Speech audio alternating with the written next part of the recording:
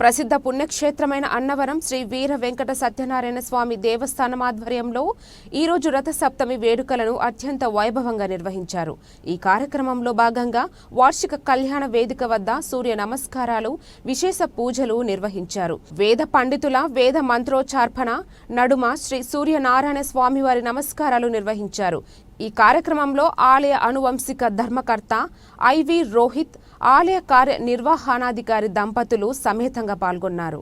అలాగే శ్రీ సూర్య నమస్కారాల అనంతరం తీర్థ ప్రసాదాలు స్వీకరించిన ఆలయ ఉన్నతాధికారులు, దేవస్థానం సిబ్బంది, భక్తులు తదితరులు పాల్గొన్నారు.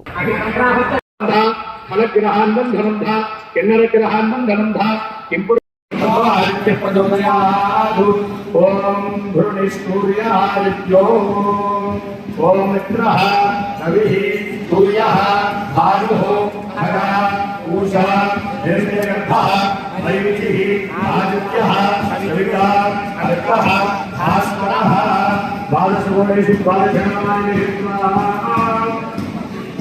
तन्नत्वेन तस्मै उदाहरणं छायातरस्य श्रीसूर्यः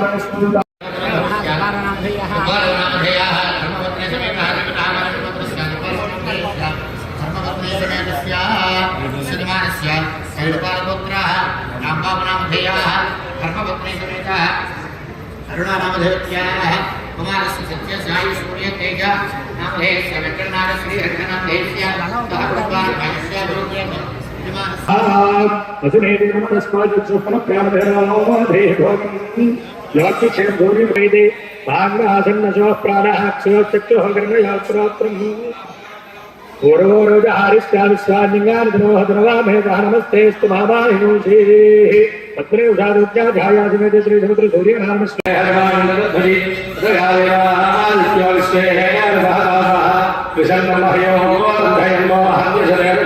राम हरिं ह्रूं हरिं ह्रूं रः राम हरिं ह्रूं हरिं ह्रूं रः ओम अहद्रदेव संदेवं स्वाक्षरस्वभवं श्रीनारायणदेव शरणं ईश्वरपरमात्मने श्रीनारायण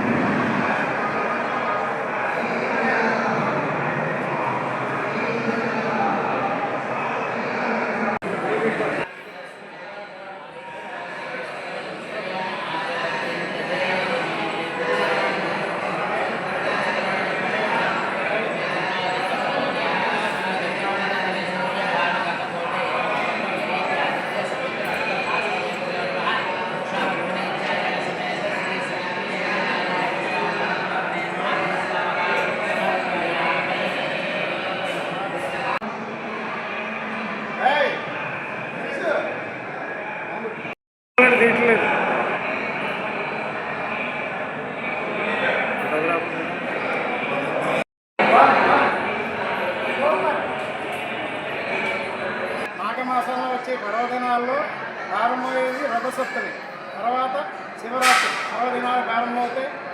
ప్రత్యక్షంగా చూసి భగవంతుడు ఎవరంటే సూర్యనారాయణ స్వామి. అందుకే ఆదిత్యం అన్నారు సూర్యనారాయణ స్వామి.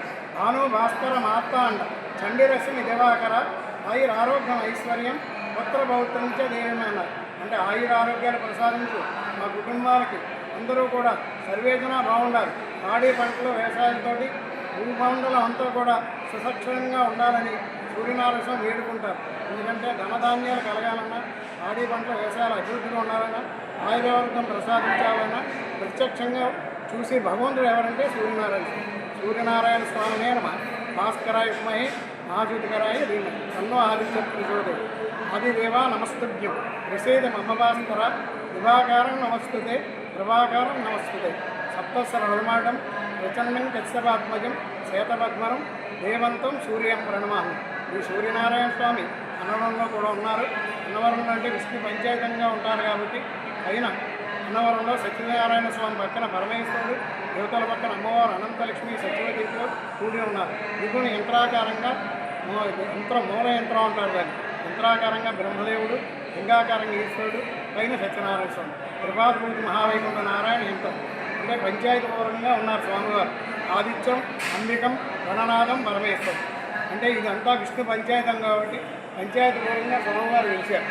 ఆదిత్యం, అంబికం, గణనాథం, పరమేశ్వరం.